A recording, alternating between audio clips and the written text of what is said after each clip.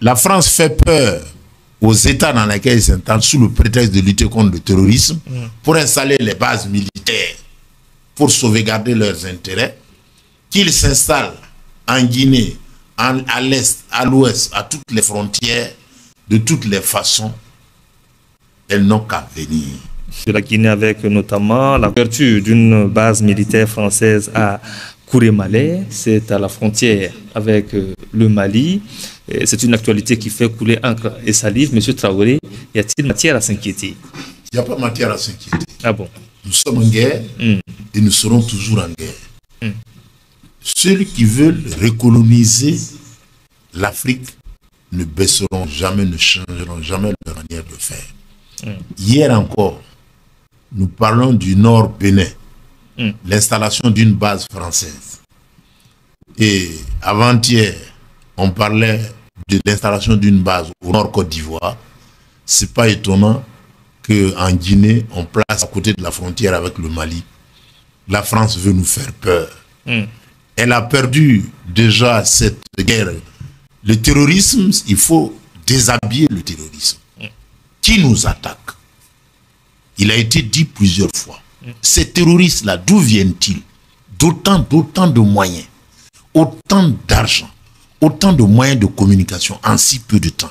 Malgré les radars détenus par la puissance occidentale, la France ne voit jamais.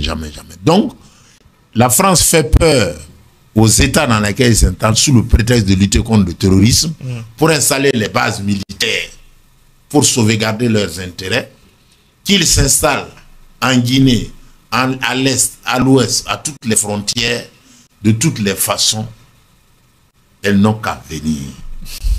Ils sont attendus du pied ferme par les États de l'AES, comme il a été dit au lendemain de notre sortie de la CEDEAO. L'envoi d'une force, quand les nouvelles autorités, nos camarades du Mali et du Niger ont pris le pouvoir, la CEDEAO voulait faire une intervention. Et de commun accord, le Burkina, le Mali ont déclaré, si vous touchez au Niger, vous avez touché à tous les États de l'AES, nous sommes là. Encore une fois, qu'elle s'installe dans ces différents environnements, si un pays de l'AES est attaqué, c'est tous les pays de l'AES ils auront tous les pays de l'AES sous leur dos. Et comme toujours, l'impérialisme français suivait ce qui se passe en Nouvelle-Calédonie. La France n'a jamais gagné une guerre. De toute l'histoire française, il n'y en a pas. Elle est peureuse, couardise, elle nous montre les muscles. Sur le terrain, nous l'attendons, de fermeté de pied. De fermeté de pied. Alors, monsieur Labidi, cette acceptation du président guinéen d'ouvrir justement une base militaire française chez lui, à la frontière avec le Mali, est-ce que ça vous a particulièrement surpris? Bon, pas beaucoup. Il faut dire... Il fallait s'y attendre? Il fallait s'y attendre. Parce que, vous savez, les prises de pouvoir militaire, malicieusement dénommé par l'impérialisme français, putschistes, coup d'état militaire, et on crie sur tous les toits, voilà, le peuple est perdu, des sanguinaires sont venus au pouvoir, sont indexés au régime militaire qui implémente, qui mettent en œuvre des gouvernances qui répondent aux aspirations de leur peuple.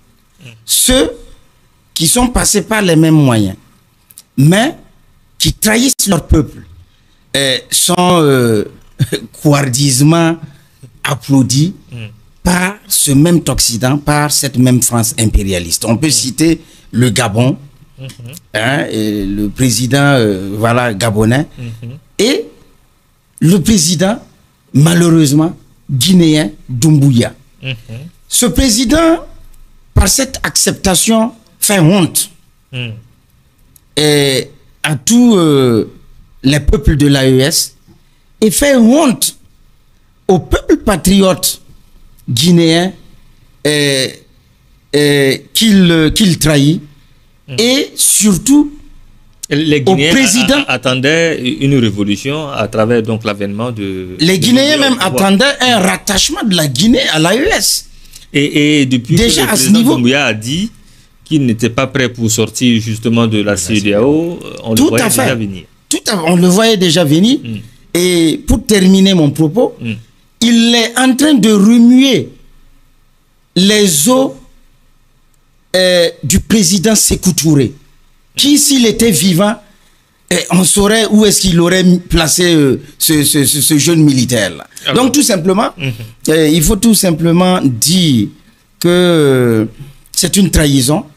Et l'Occident a toujours employé des servants locaux, souvent à la tête de nos États, souvent dans des postes administratifs élevés de notre appareil administratif, pour lutter contre leurs propres frères. C'est ce qui est en train d'être fait, parce que pour un Africain digne de ce nom, il n'accepterait pas qu'une base française se mette en place dans son pays dans l'objectif certain d'attaquer d'autres frères qui ont tout simplement... Ça, on n'en sait rien d'abord. Hein. Non, nous savons. Non, vous n'avez rien à voir dans ça, j'assume mes propos. Et c'est ça, c'est pourquoi... Donc c'est à dessein. C'est à dessein. C'est à dessein. C'est pourquoi nous sommes vigilants. Et comme le camarade Traoré l'a dit, mais qu'ils se mobilisent, qu'ils se rassemblent, qu'ils mettent leur base là où ils veulent, nous serons encore prêts pour les affronter. D'ailleurs, ça va venir faciliter la tâche. Voilà, la tâche de cette guerre contre des terroristes que nous appelons, qu'ils ont appelé guerre asymétrique. Donc, quand la guerre est symétrique, quand elle est directe, là, ça nous allège beaucoup la tâche et on finit justement ce type de confrontation. Ce type de confrontation. Monsieur Kabouré, est-ce la même lecture que vous faites? Est-ce à dessein l'ouverture de cette base militaire française au nord, justement à la frontière avec le Mali? Oui, cette ouverture de la base militaire au nord du Mali est un non-événement. C'est un non-événement. C'est un non-événement. Et voilà. Ça fait couler encre et salive. Certains voient un complot en cours. D'autres pensent que c'est pour mieux attaquer l'AES. Pour vous, c'est un non-événement? Pour moi, c'est un non-événement parce que déjà, si on avait déjà une base à la frontière avec du Burkina et la Côte d'Ivoire, on avait une base au niveau de la frontière Bénin-Niger. Si aujourd'hui, on a une base au niveau de la frontière Mali et la Guinée, c'est un non-événement pour nous parce que psychologiquement, on était préparé pour ça. Voilà. Nous savons, aujourd'hui, quand l'histoire du terrorisme avait commencé, on disait que quand les Burkinabés les poursuivent, ils rentrent au Mali. Quand les Maliens les poursuivent, ils rentrent au Niger. Quand les Nigériens les poursuivent, ils reviennent au Burkina. Donc, du coup, c'était une communication pour brouiller les pistes, pour mettre ces trois pays en conflit. Et aujourd'hui, on n'a pas réussi. Ces trois pays se sont mis ensemble. On va quitter dans quel pays maintenant pour venir maintenant s'aimer la zizanie entre ces trois pays? Il faut repartir sur d'autres frontières. Et c'est ce qu'ils sont en train de préparer.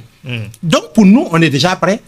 Mentalement, ça ne nous décourage pas. Nous, on est plus que prêts parce qu'on est déjà armés. Si entre nous, entre les trois frontières, ils n'ont pas réussi, maintenant, ils veulent s'écarter pour aller se préparer dans d'autres pays pour revenir. On les attend de plus belle. Voilà. Vous les attendez de plus belle. L'AES les attend de plus belle. Je voulais juste ajouter que l'installation de cette base-là, il faut comprendre une chose, Dabira, c'est une usine de fabrication de terroristes qui s'est installée. De nouveaux terroristes pour attaquer l'AES. Une usine de fabrication de terroristes. Suivez mon regard. Au Mali, quand ils y étaient, le terrorisme a prospéré. Au Niger, quand ils y étaient, le terrorisme a propagé. Encore une fois, ils se sont installés au Bénin pour fabriquer du terrorisme. Partout où l'armée française est installée, ils ont fabriqué et généré des terroristes, des soldats pour nous attaquer. Comment recoloniser l'Afrique? Ils procèdent sous le vocable. Il y a un catéchisme selon l'Occident. Le lexique, les mots qu'ils utilisent, ils amènent les Noirs à se manquer de respect. Le terme, il y a plein de termes, de lexique. Ils ont un catéchisme assez bien rigoureux où ils nous font la messe des bonnes manières. Encore une fois, les États de l'AES, ça c'est un non-événement. Toutes les bases qui seront ouvertes dans les États frontaliers, c'est des centres de formation terroriste. Et cette acceptation du président guinéen vous a surpris particulièrement, lui qui est venu pour changer la donne dans son pays? Bon, je suis au regret de constater par les faits que les autorités actuelles en Guinée ne sont pas dans une révolution.